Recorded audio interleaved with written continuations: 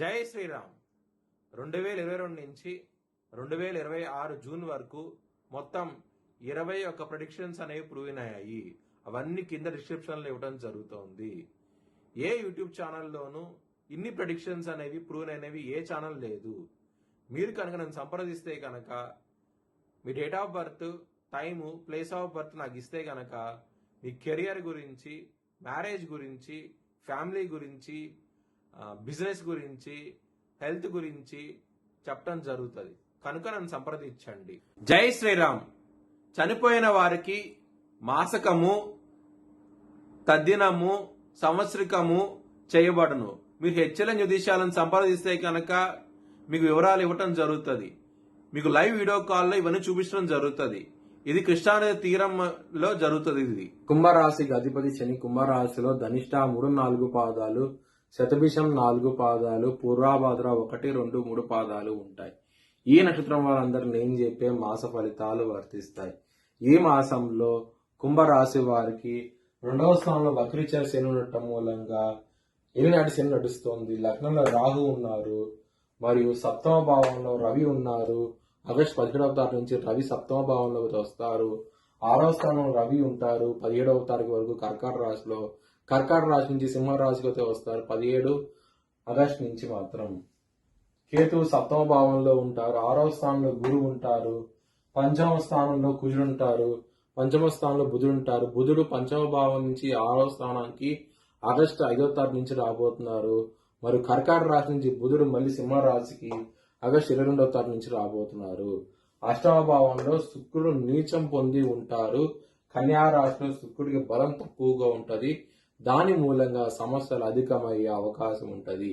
ఎందుకంటే మీకు 4వ స్థానం అధిపతి అయిన శుక్రుడు నీచం భావంలో పొందటం మూలంగా ఇబ్బంది పడే అవకాశం ఉంది. శని దృష్టి శుక్రుడి మీద, శుక్రుడి దృష్టి శని మీద పడుతోంది. దాని మూలంగానే సమస్యలు అధికమయ్యే అవకాశం ఉంటది. ఈ మాసంలో చాలా జాగ్రత్తగా ఉండి ధనపరంగా, కుటుంబ పరంగా అసలు అనుకూలంగా లేదు. మీకు సమస్యలు అయితే అధికమయ్యే అవకాశం అయితే ఉన్నది. శత్రువులు అధికంగా ఉంటారు. ఆరోగ్య పరంగా కూడా భంగం ఎదురయ్యే అవకాశం ఉంటది.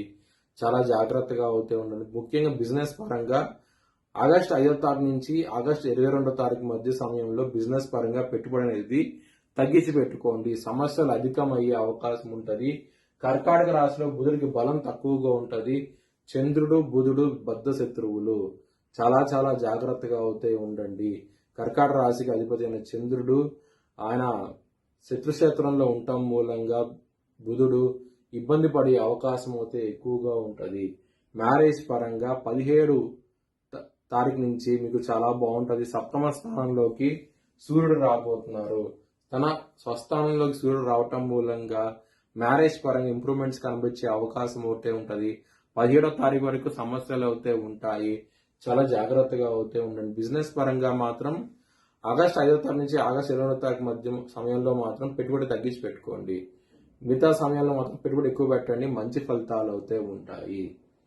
ఎడ్యుకేషన్ పరంగా మాత్రం కొంచెం సమస్యలు అధికమయ్యే అవకాశం ఉంటుంది. మీరు అనుకున్న సీట్లో కానీ కాలేజీలో కానీ వచ్చే అవకాశాలు చాలా తక్కువగా ఉంటాయి. అడ్మిషన్ అనేది సమస్యలు అయితే ఉంటాయి. కాన్సన్ట్రేషన్ పవర్ తగ్గటం ఇలాంటివి జరిగే అవకాశం ఉంటుంది. బెట్టింగ్లు అలాగే స్టాక్ మార్కెట్ ఇన్వెస్ట్మెంట్లు ఇలాంటివి చేయకండి. సమస్యలు అయితే అధికమయ్యే అవకాశం అయితే ఉంటుంది. షార్ట్ కట్స్ లో ధనం సంపాదించాలన్న ఆలోచన మాత్రం మీరు పెట్టుకోకండి. ఎందుకంటే సమస్యలు ఎదురయ్యే అవకాశం అయితే ఉంది. ఈనాటి శని పీరియడ్ లో జూదం లాంటివి కానివ్వండి, స్టాక్ మార్కెట్ లో కానివ్వండి పెట్టుబడి పెడితే కనుక అవి నష్టాలే చూస్తాయి తప్ప ప్రాఫిట్స్ చూసే అవకాశాలు చాలా తక్కువగా ఉంటాయి. అంటే అన్లెస్ మీ వ్యక్తిగత జాతకంలో దశలు అంతర్దశలు బాగుంటే మాత్రం పాజిటివ్ గా ఉంటుంది. ఒకవేళ బాగోపోతే కనుక ఖచ్చితంగా సమస్యలు అయితే ఉంటాయి. నష్టపోయే అవకాశం ఉంటుంది. మీ భవిష్యత్ వివరాల కోసమై హెచ్ఎల్ఎన్ జ్యోతిష్యాలను సంప్రదించండి. Please like, share and subscribe my channel.